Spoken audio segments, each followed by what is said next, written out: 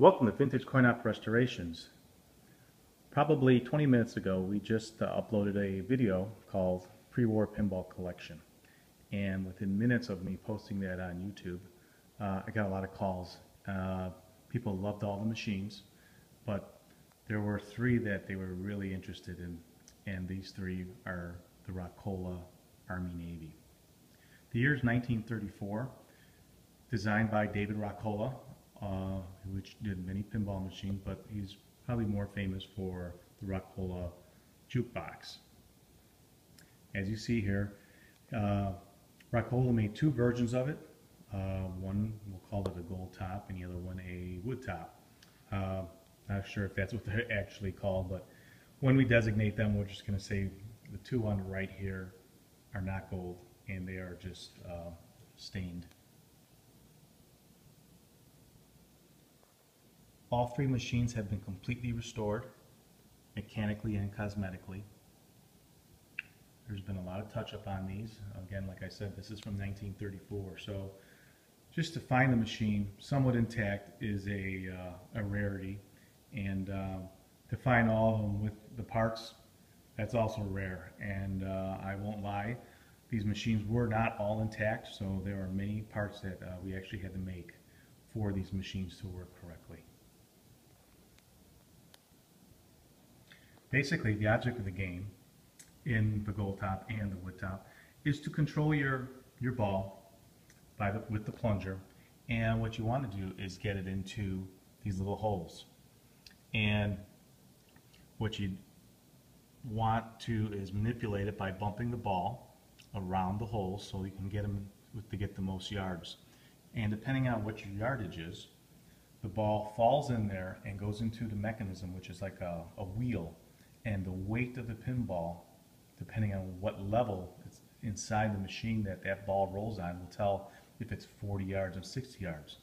And as you can see, the ball will go left to Army or right to Navy. And we'll see that in a moment, but let's get a closer look at the play field here.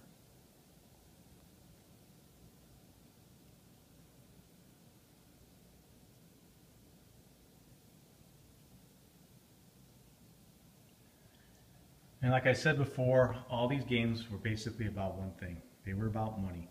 They were early gambling devices.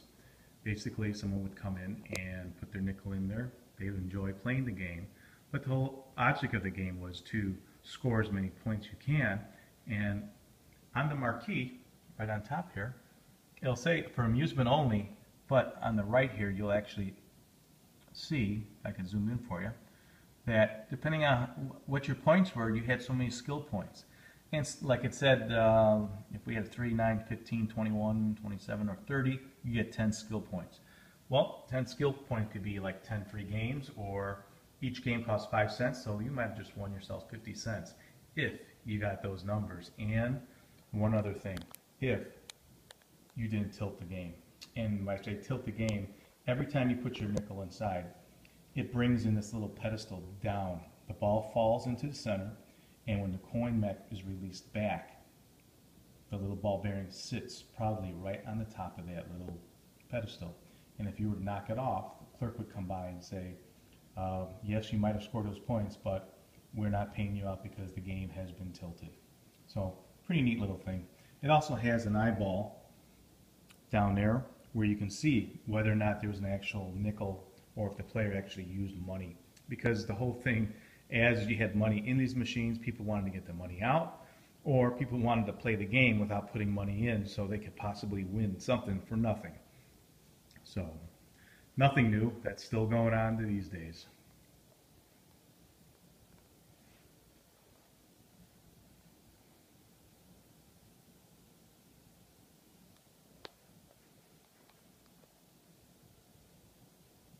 I apologize for the glare on the glass here.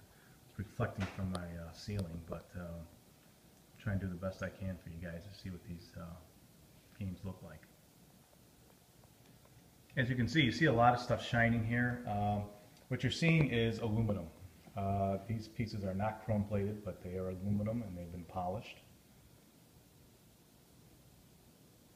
And here it's just tin, nothing special, but again, just polished so it looks just like new. We did not want to chrome any of this stuff because it would just lose, I think we'd lose some of the detail on it.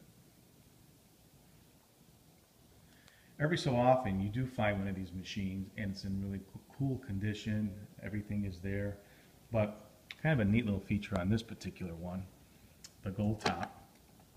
And we found, and we have one other machine that also has it, came with the original coin box, which you do not see too often.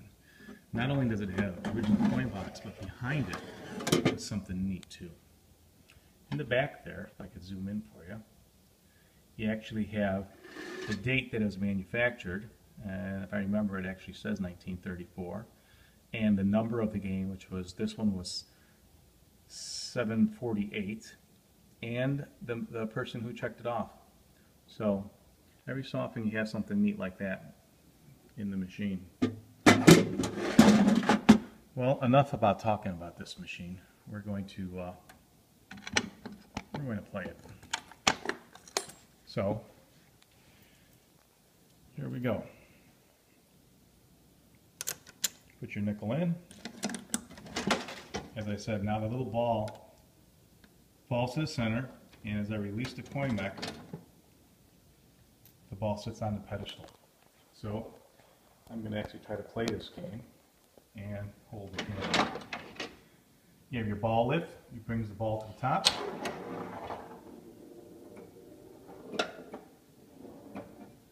Okay, there we go. We got 60 yards and that went to the Army. And as you can see, you got 6 points here.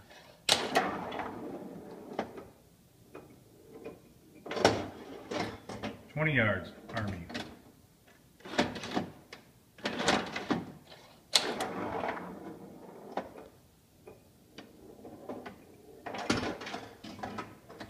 $20 yards, maybe.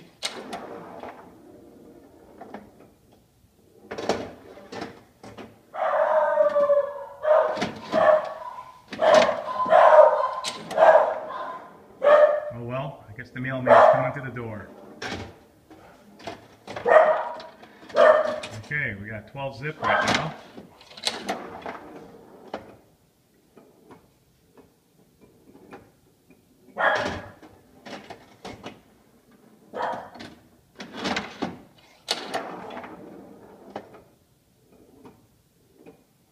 It's like 20 yards again for Army, and Army scores.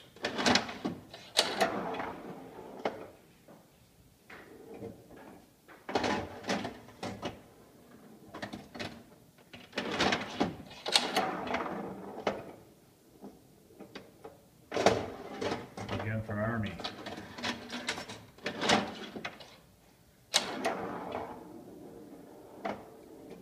It's hard to see right now that it seems like it's only going Army way, but when the game is completely level, and if I can, control a little bit on how I'm using the plunger, it can be a totally different game.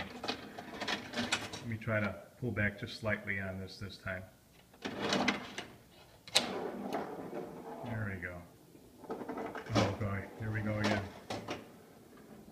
There you have it. What a neat machine.